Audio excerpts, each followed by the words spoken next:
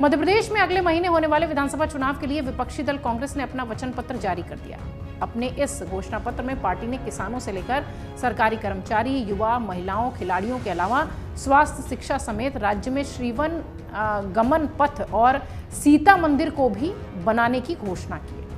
वचन पत्र के विमोचन के साथ ही कांग्रेस ने अपने नारे का भी ऐलान कर दिया है। कांग्रेस मध्य प्रदेश में इस बार कांग्रेस आएगी, खुशहाली लाएगी के नारे के साथ मैदान में उतर रही है। किसान, महिला, युवा, कर्मचारी और जो सामान्य लोग हैं, आस्था और विश्वास, इन 7 वर्गों के लिए कांग्रेस ने अलग से पत्र में बात रखी है। कुल 1290 वचन इस घोषणा पत्र में है। पत्र में लगभग 59 विषय हैं, इनमें 225 बिंदु हैं। आइए जरा संक्षेप में आपको धीरे धीरे बताते हैं। किसानों के लिए ये वादे अहम क्यों हैं, ये भी आपको बताते हैं। कांग्रेस ने घोषणा पत्र में सबसे ज्यादा वादे किसानों के लिए किए हैं। पार्टी ने पूर्व सीएम लाल बहादुर शास्त्री के नारे जय जवान जय किसान की तर्ज पर प्रदेश के किसानों के लिए नया नारा सेवा, संघर्ष और बलिदान जय जवान और जय किसान दिया। पार्टी ने अपने वचन पत्र में कहा है कि जय किसान कृषि ऋण माफी योजना को निरंतर रखेंगे। किसानों को 2 लाख तक का कर्ज माफ करने के लिए बोला गया है। किसानों के बकाया बिजली बिल को भी माफ किया जाएगा। किसानों को गेहूं का 2600 और धान का 2500 रुपए मूल्य दिया जाएगा। इसके अलावा 5 हॉर्स पावर निःशुल्क बिजली देने की भी और 10 हॉर्स पावर तक 50% की छूट भी मुहैया कराने की बात इस वचन पत्र में है। पार्टी ने गौधन खुशहाली का जिक्र करते हुए कहा है कि कांग्रेस भारतीय संस्कृति और किसानों से जुड़ी रही है। प्रारंभ में कांग्रेस का चुनाव चिन्ह बैल जोड़ी था, फिर गाय बछड़ा था, जो इस बात का प्रतीक है कि कांग्रेस सदैव गौवंश संस्कृति का पालन करती रही है। घोषणा पत्र में पार्टी ने राज्य में नंदिनी गौधन योजना प्रारंभ करने की बात कही है। इस योजना में गौपालकों और स्वयं सहायता समूहों को 2 रुपए प्रति किलो की गोबर की खरीद भी की जाएगी, ये भी बताई गई है। इसके अलावा पशुपालकों को सुविधा उपलब्ध कराने के लिए नंदिनी मोबाइल ऐप भी लॉन्च किया जाएगा।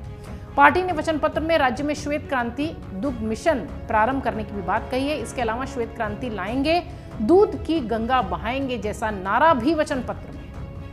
अब तीसरी बात जो हम शुरुआत में कह रहे थे, मां नर्मदा संरक्षण अधिनियम, मां नर्मदा को भी इस वचन में याद किया गया है। वचन पत्र में, घोषणा पत्र में कांग्रेस ने प्रदेश की जीवनदायिनी नर्मदा नदी के जल के उपयोग के सुनिश्चित करने के लिए बांध और नहर परियोजनाओं पर काम करने का वादा किया है। पार्टी ने मां नर्मदा परिक्रमा परिषद गठन करने, तटों से अवैध रेत उत्खनन रोकने की बात कही है। पार्टी ने यह भी नारा दिया है कि मां नर्मदा की पुकार, अब की बार कांग्रेस सरकार। अब तीसरा जो बड़ा मुद्दा है वो है युवाओं का मुद्दा। युवाओं को साधने के लिए भी कांग्रेस ने क्या वादे किए हैं वो भी आपको संक्षेप में बताते हैं। कांग्रेस ने वचन पत्र में पूर्व पीएम राजीव गांधी की तस्वीर के जरिए युवाओं को साधने का प्रयास किया। कांग्रेस ने नारा दिया है कि कांग्रेस का हाथ युवाओं के साथ। पार्टी ने युवाओं को रोजगार का अधिकार, हाथ को रोजगार देने की बात कही गई है।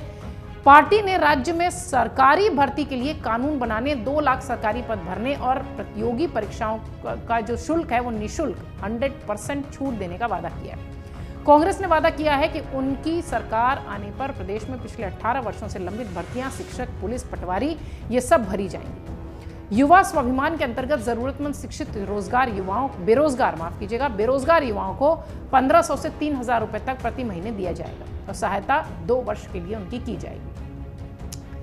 इसके अलावा इस वचन पत्र की जो बड़ी बातें चर्चा का विषय है वो है एमपी की अपनी आईपीएल टीम बनाने का वादा।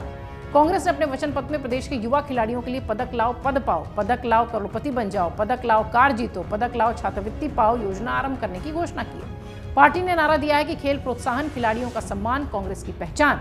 इसके तहत पार्टी ने राज्य स्तरीय ओलंपिक शुरू करने और एमपी में आईपीएल टीम बनाने का भी ऐलान किया है। इसके अलावा हर विधानसभा क्षेत्र में एक स्टेडियम बनाने, टंटिया मामा खेल ओलंपिक आयोजित करने की भी बात कही गई है। महिलाओं पर पूरा फोकस है। कांग्रेस ने वादा किया है कि राज्य में पार्टी की सरकार बनने पर महिलाओं को आर्थिक रूप से सशक्त बनाने के लिए नारी सम्मान योजना के तहत प्रति महीने 1500 रुपए दिए जाएंगे। नारी सम्मान योजना में 500 रुपए के रसोई गैस सिलेंडर उपलब्ध कराए जाएंगे। कांग्रेस सरकार की नई बेटी विवाह योजना भी शुरू होगी, जिसमें कि 1,01,000 रुपए की सहायता दी जाएगी। इसके अलावा महिलाओं के स्टार्टअप के लिए 25 लाख रुपए तक का ऋण 3% ब्याज दर पर उपलब्ध कराया जाएगा। बड़े शहरों में महिलाओं को बस में सफर करने के लिए निःशुल्क पास उपलब्ध करवाए जाएंगे। बेटियों के लिए मेरी बिटिया रानी योजना भी प्रारंभ होगी। उनको 2,51,000 की राशि उनके जन्म से विवाह संस्कार होने तक दिया जाएगा। कांग्रेस ने घोषणा की है कि प्रदेश में स्वास्थ्य का अधिकार कानून बनाया जाएगा।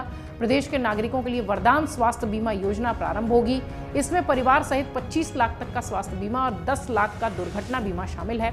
वरिष्ठ जनों सहित अन्य नागरिकों को भी पेंशन योजना की श्रेणी में रखा जाएगा और 1000 से 1200 रुपए तक उनको दिया जाएगा। अब समझिए कि प्रियंका और राहुल के वादे भी इस घोषणा पत्र में शामिल किए गए हैं।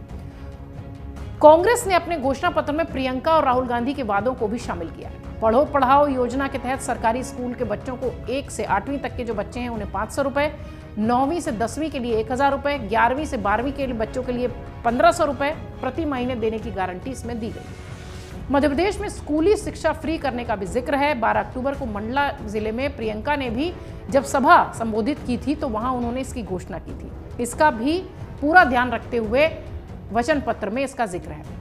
जातीय जनगणना कराने को भी जगह दी गई है और इसकी गारंटी राहुल गांधी ने 10 अक्टूबर को शहडोल में दी थी, आपको याद होगा।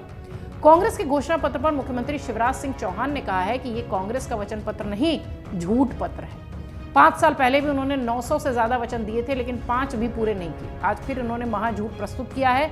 जनता इस पर भरोसा नहीं करेगी, क्योंकि जनता जानती है कि बीजेपी जो कहती है वो करती है। बहरहाल कमलनाथ ने राजीव गांधी से लेकर शास्त्री से लेकर गौ से लेकर और नर्मदा की पूजन से लेकर तमाम उन बातों को अपने वचन पत्र में सम्मिलित किया है।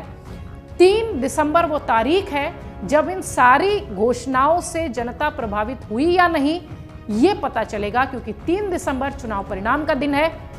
देखने वाली बात ये होगी कि इस घोषणा पत्र के बाद अब जनता किसका साथ देती है।